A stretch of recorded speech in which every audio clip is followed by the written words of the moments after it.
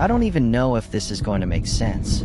If I'm being honest, I'm not sure I want it to. There are some things you see that your brain isn't supposed to process. Some shapes and patterns that feel like they were never meant for human eyes.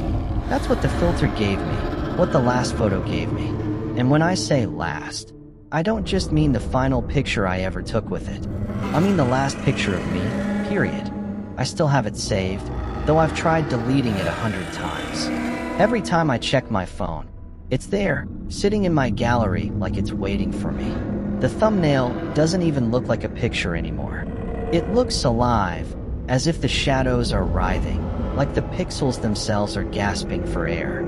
If I'm stupid enough to click on it, the photo expands to full screen, and there I am, standing in my room at 3 in the morning, wearing a costume that no designer ever made, no movie ever imagined, no nightmare ever conjured. The thing that terrifies me most isn't the costume's detail. The slick, skin-like fabric that clung too tightly, the eyes on my shoulders that blinked, the teeth that seemed to grow from the fabric itself. It's the fact that the me in that photo is still moving. When I look at it long enough, the head turns. The eyes glance up. The mouth twitches into a smile that I swear I've never made in my life. That was the last time I ever touched the filter. That was the moment I knew it had gone too far. But you probably don't understand why that picture mattered. Maybe right now you're rolling your eyes. Another creepy story about some dumb app. I get it. If I wasn't the one living it, I'd probably think the same thing. But I can't shake the thought that the filter didn't just generate something on my screen. It showed me something that was waiting on the other side of the glass. Something that used my face as an entry point. I can't delete it, I can't share it, I can't even screenshot it. Every attempt fails, like the photo belongs to it, not me. And the worst part? Sometimes when my phone is just sitting there on the table, dark screen and all, I'll catch it glowing faintly, like it's trying to display that same photo even when it's locked. I'll catch the curve of a smile, the gleam of eyes that don't belong to me, and I'll look away before it fully loads. Because I know if I look too long, it won't stay on the phone. It'll find a way to crawl out. That picture wasn't supposed to exist. At least, that's what I keep telling myself. Because if it does, if it's real, then maybe the filter didn't just capture me in costume. Maybe it captured something behind me, something waiting to take my place. That was the last photo I ever took. And maybe, by the end of this story, you'll understand why I can't take another one.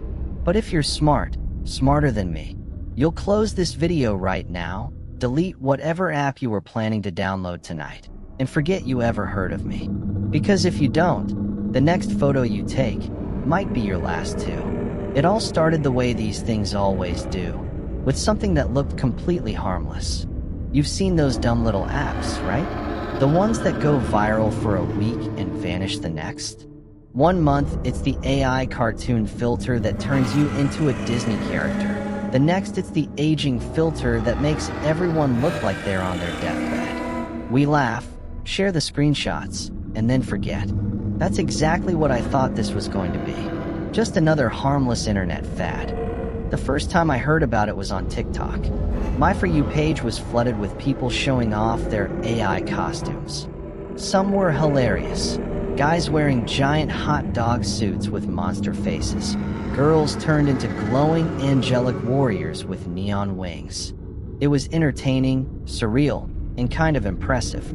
The comments were filled with "How do I get this filter? And this goes so hard." I didn't think much of it. Everyone was downloading it, tagging their friends, and posting their results. No one seemed scared. If anything, it looked like fun. But then I saw one video. A guy posted himself in what was supposed to be a knight costume. Except the armor was cracked and bleeding, and when the video looped, his eyes twitched, like the filter wasn't done rendering. People laughed it off, said it was just a bug. But the comments? A few said they'd seen the same thing. A few said it didn't look like a glitch at all. That stuck with me. By the time my friend Jacob sent me a DM with the download link, I was already curious. He texted, "Bro, you gotta try this. It's wild. Just don't do it after 3 a.m. LOL." I thought he was just joking, like one of those stupid internet challenges, don't play this game at midnight type of things. The kind of clickbait that always turns out to be nothing. I should have listened. The download page looked legit, like any other filter app. Clean interface, a list of costume styles, an easy upload your photo button. I checked the permissions, camera, gallery access, the usual stuff. Nothing suspicious. It wasn't until later that I realized how strange it was that I couldn't find it in the official app store. The only way to get it was through direct links people were passing around. When I first opened it, I was underwhelmed.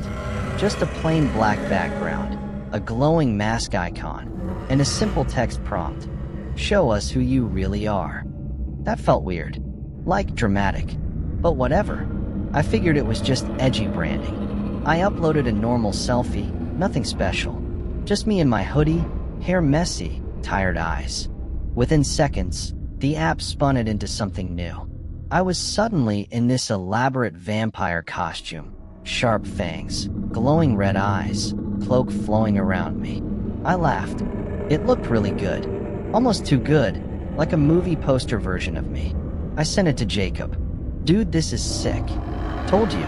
Try more. So I did. Knight, samurai, zombie, pirate. Each one came out disturbingly realistic. They weren't just digital masks slapped over my face. They looked alive. The skin textures, the way the shadows wrapped around my body. It was like the app wasn't just editing the photo. It was rebuilding me. That's when I noticed something. In the corner of the vampire photo, behind me, there was a faint blur. At first, I thought it was a rendering artifact. But the longer I stared, the more it looked like a hand. A pale, bony hand resting on my shoulder. I blinked, scrolled back to my original selfie. Nothing there. Clean background, just my bedroom wall. But in the costume version, that hand was unmistakable. Too detailed to be a glitch. I told myself it was nothing. A mistake. An illusion from staring too long. But that little seed of doubt had already been planted. Everyone else online seemed to be having fun. And me? I couldn't shake the feeling that the app wasn't just putting me in costumes. It was peeling something back, showing a version of me I wasn't supposed to see. And for some reason, I didn't stop. The first night I really sat down with the filter, I told myself I was just killing time. It was late, I was bored, and messing with apps felt safer than doom scrolling through Reddit conspiracy threads. I wasn't expecting anything more than a couple of funny photos to send my friends.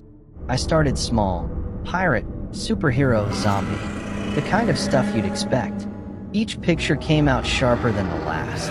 The details unsettlingly convincing. The zombie version of me had skin so translucent I could see veins underneath, like a medical textbook brought to life. The superhero had a cape that looked heavy, weighed down by dust, almost like it had actually been worn. But I told myself that's what AI was supposed to do, make things realistic. That was the point. Still, I kept scrolling through the costume list, testing the limits. I tried a plague doctor. The mask was cracked, stained with something dark around the edges. The photo made it look like the beak was moving, as if it had just finished breathing. Then I tried a medieval jester. The bells on the hat were rusted, and one eye looked like it had been stitched shut. I should have stopped there. I didn't. Around 1:30 a.m., I picked something random from the experimental tab, the Oracle. I figured it would be some goofy fortune teller outfit. But when the photo loaded, I froze. I was sitting in the same spot, same hoodie, same messy hair. But the version of me in the image had no face. Instead, there was a mask of white porcelain, cracked down the middle. Through the crack, something glowed faintly red, like embers trapped in darkness. The detail was insane. Too insane. The reflection in the porcelain caught the outline of my bedroom. But in that reflection, the angle didn't make sense. It wasn't reflecting my room as it was. It was reflecting something else, something behind me. I stared at it for so long my phone dimmed, and that's when my buddy Jacob texted. Jacob, LOL, did you see the plague doctor one? Me, yeah? Creepy AF. Jacob, Bro, send me yours. Me? Kinda messed up. Not funny. Jacob, haha, scared. Me? No. I didn't send it. Couldn't. Something about that picture felt personal, like showing it to someone else would make it worse. Like I'd be inviting whatever was in that crack to notice them too. So I picked a safer option, samurai armor. Looked badass.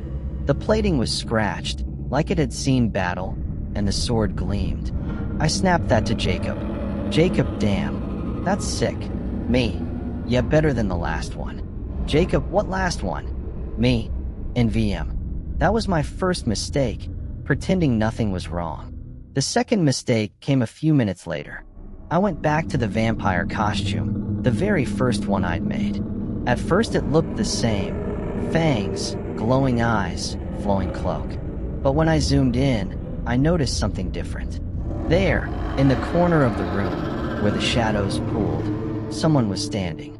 A faint silhouette, taller than me, hunched forward, with eyes like twin specks of reflected light.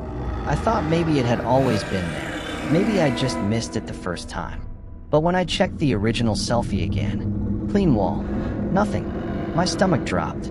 I didn't want to admit it, but the filter was showing me things that weren't in the photo. Things that weren't supposed to be there. I deleted the vampire picture from my phone. Or at least, I thought I did. But when I scrolled back later, it was still there. Like it had never left. I texted Jacob again. Me. You ever notice stuff in the background? Jacob, like what? Me. Extra details. People.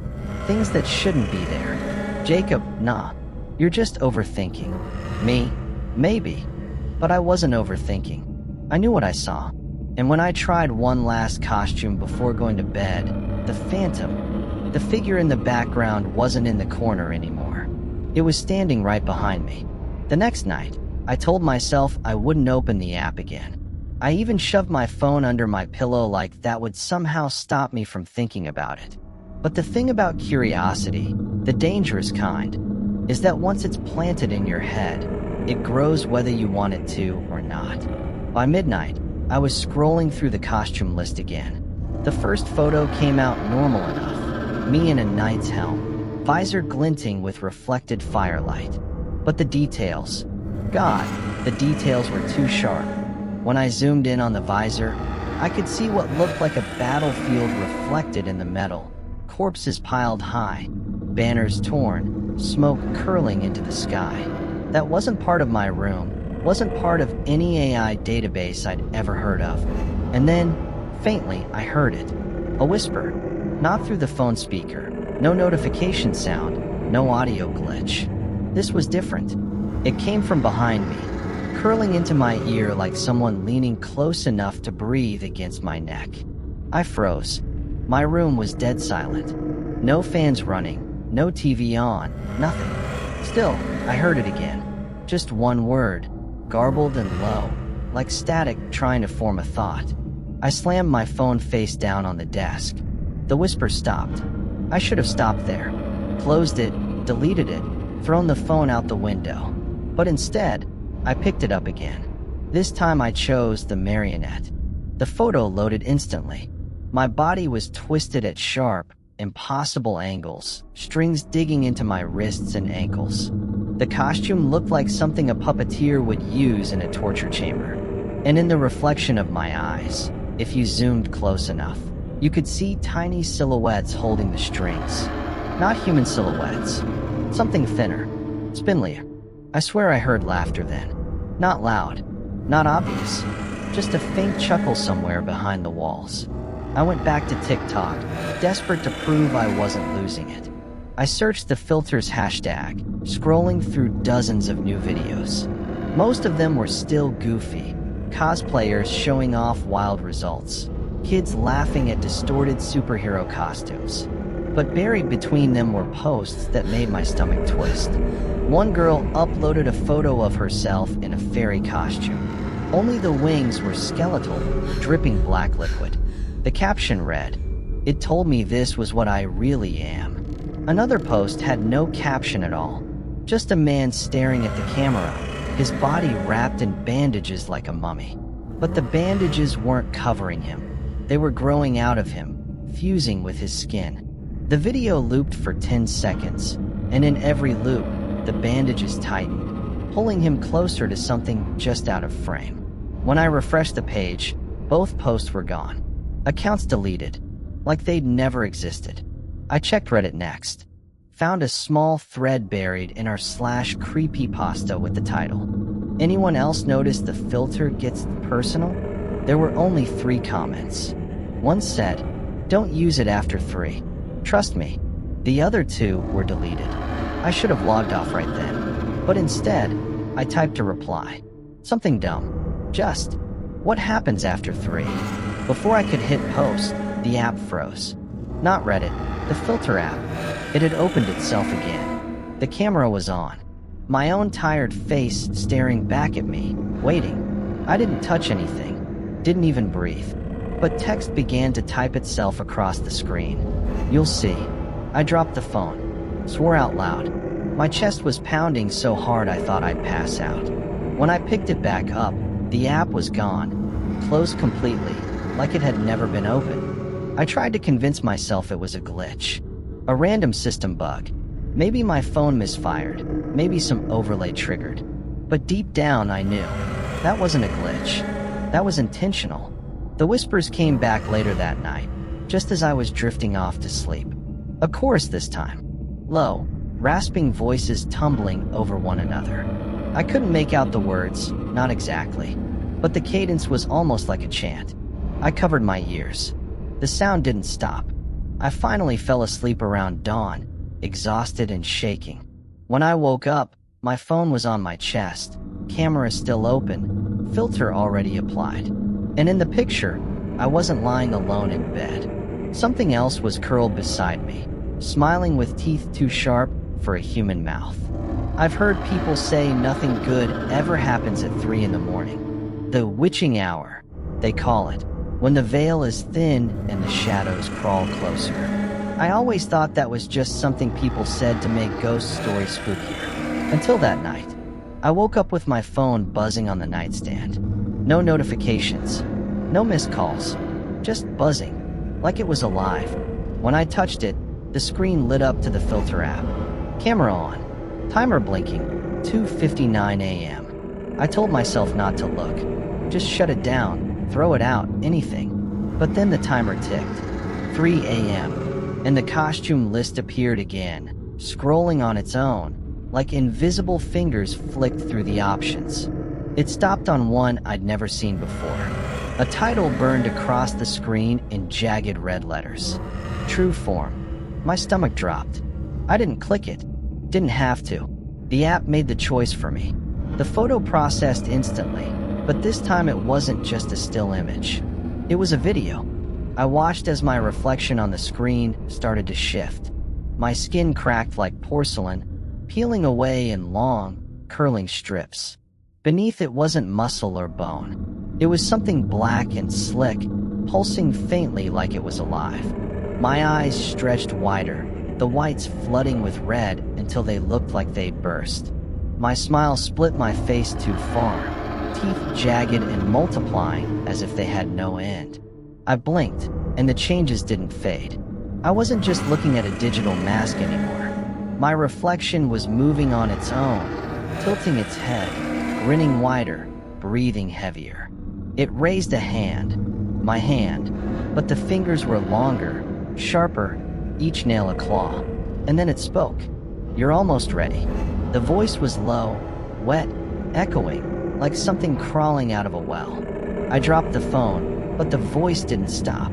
It was inside the room now. The temperature plummeted. My breath came out in little clouds, even though the heater was on. Every shadow in the room stretched longer, dragging themselves toward me like hungry hands. I scrambled to turn on the lights, but when the bulb flickered on, it didn't help. The shadows stayed, darker, thicker, clinging to the corners like tar. The phone buzzed again. I didn't want to touch it, but I couldn't stop myself.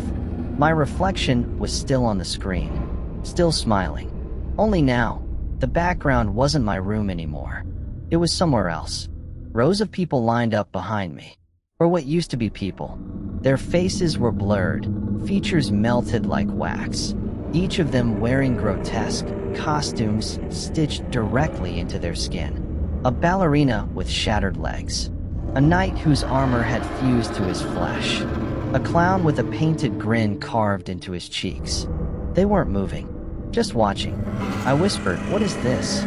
The reflection leaned closer, so close its forehead pressed against the glass. Its teeth scraped the screen as it whispered back, "This is us." I stumbled backward, heart hammering. The phone slipped from my grip and clattered onto the floor. The screen cracked, but the video kept playing, my reflection laughing now, high and sharp like nails on glass. And then the buzzing spread. Not from the phone, from me. It started in my fingertips, a tingling vibration that crawled up my arms, into my chest, into my skull. My vision blurred, doubling, tripling, until I couldn't tell where I ended and the thing on the screen began. I caught a glimpse of myself in the mirror across the room. For a split second, I thought maybe it was just my imagination. But then I saw the same cracks spiderwebbing across my skin, the same black flesh pulsing underneath. I screamed, loud, raw, desperate.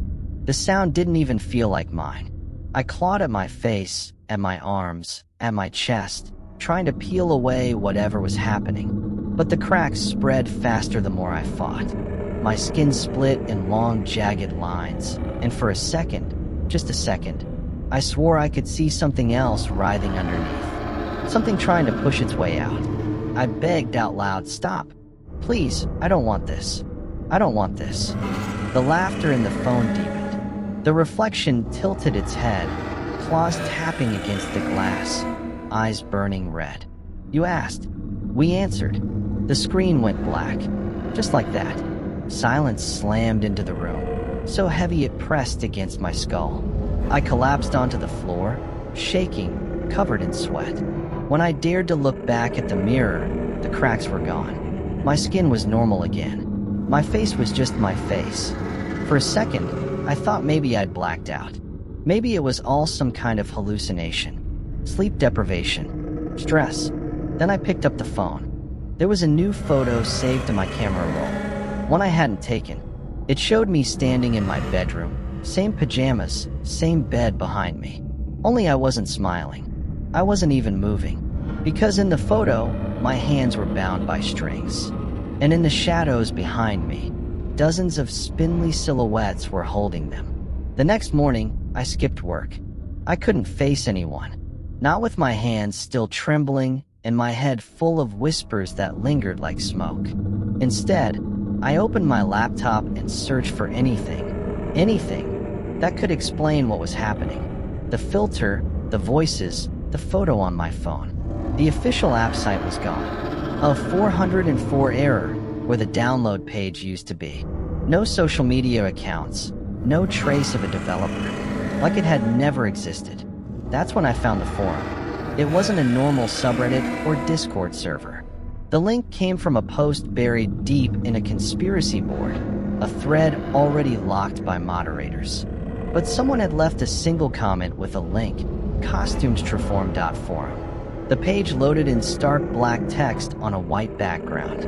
No logo, no ads, just a list of threads with titles like 3 a.m. is not an accident. The cost is always blood. If they call your name, don't answer. My chest tightened as I scrolled. Every post looked like a confession.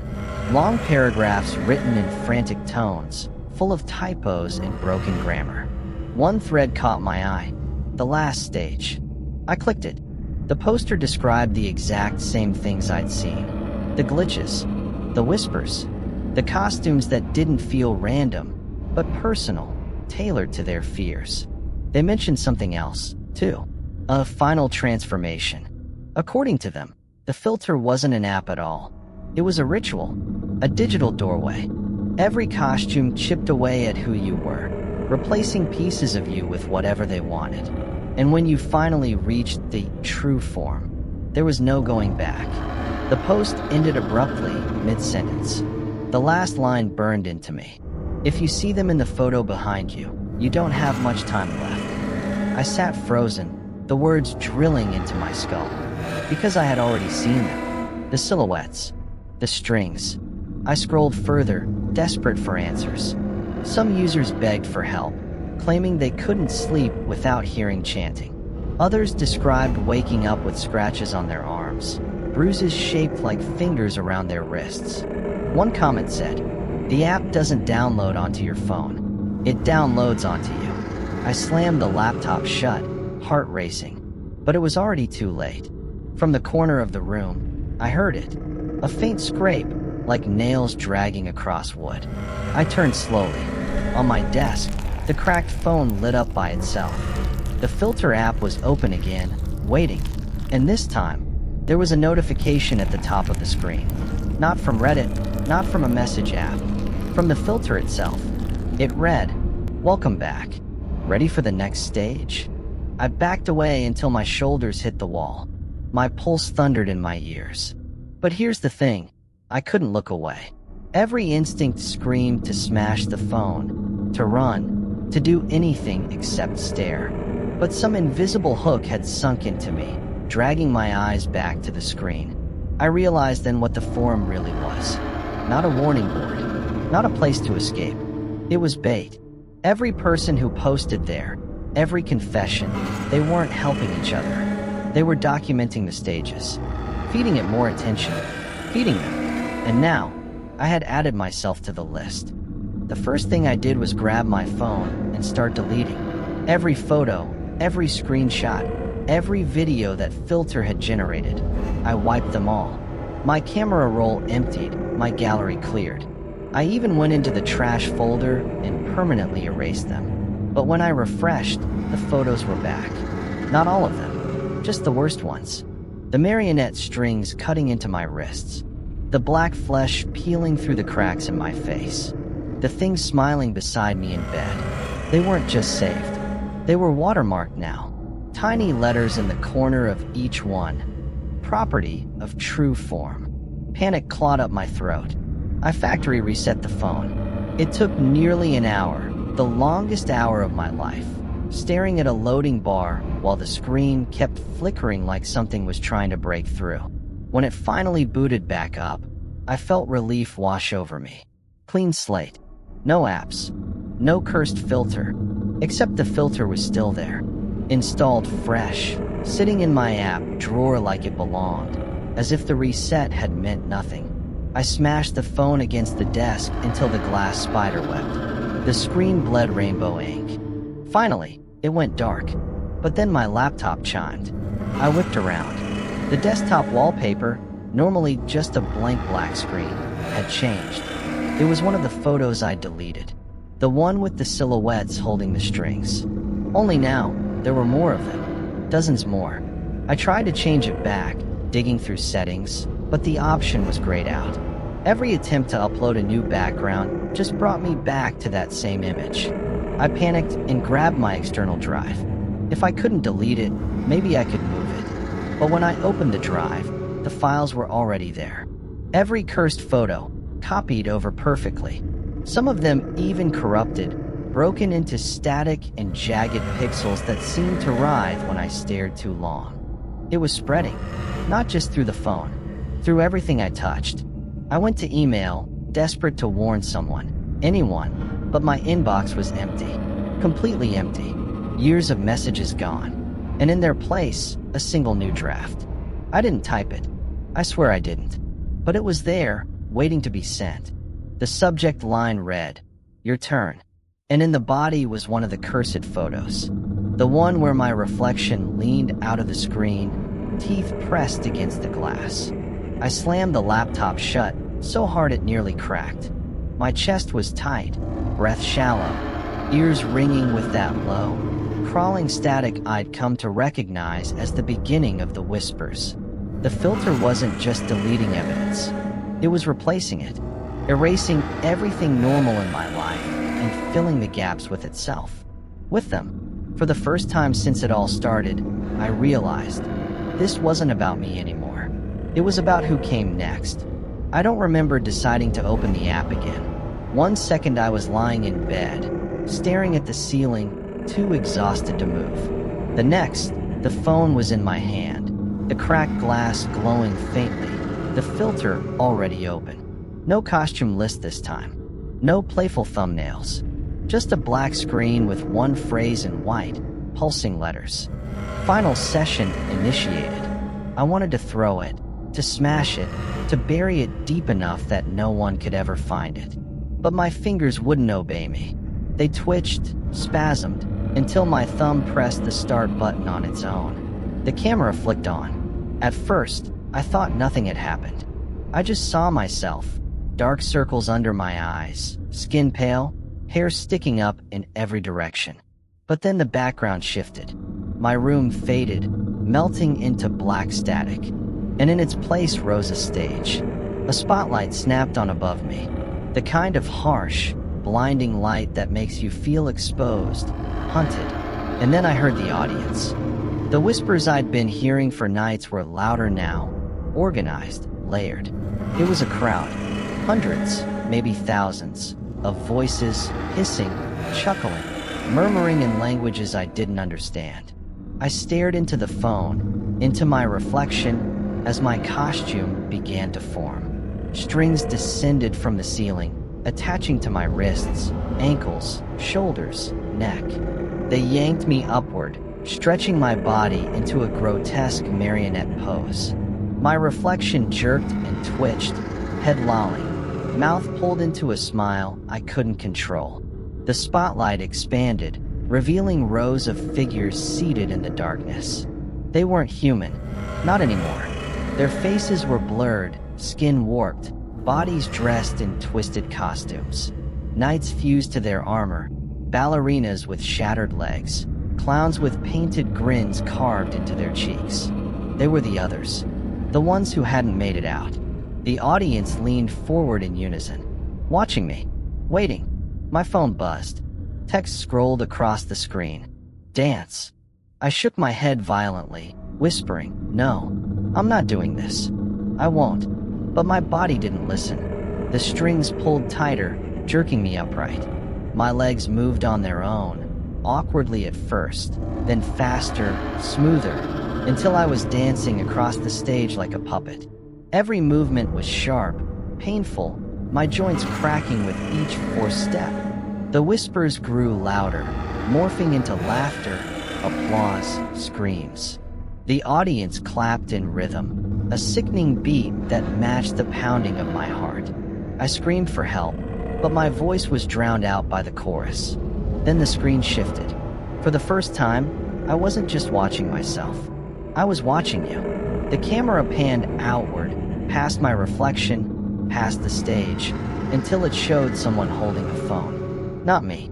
Someone else. Someone watching this story right now. The realization hit me like ice water. This wasn't just happening to me. The filter wasn't a filter at all. It was a transmission, a performance. Every person who clicked it became part of the audience. And every audience member eventually became a performer. The strings dug deeper into my flesh, and for a split second, I felt them beneath my skin, threading through veins, latching onto bone. My reflection leaned close to the camera, smile stretching impossibly wide. "This is the last photo," it whispered. The spotlight flickered.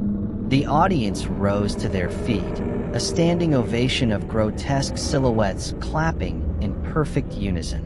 The strings pulled tighter, so tight I thought my body would snap. Then, darkness. The stage, the voices, the audience gone. I was back in my room, alone. My phone lay on the bed beside me, screen cracked, camera off. For a moment, I thought it was over. But when I checked my gallery, there was a new image waiting. It wasn't me. It was you. Your room.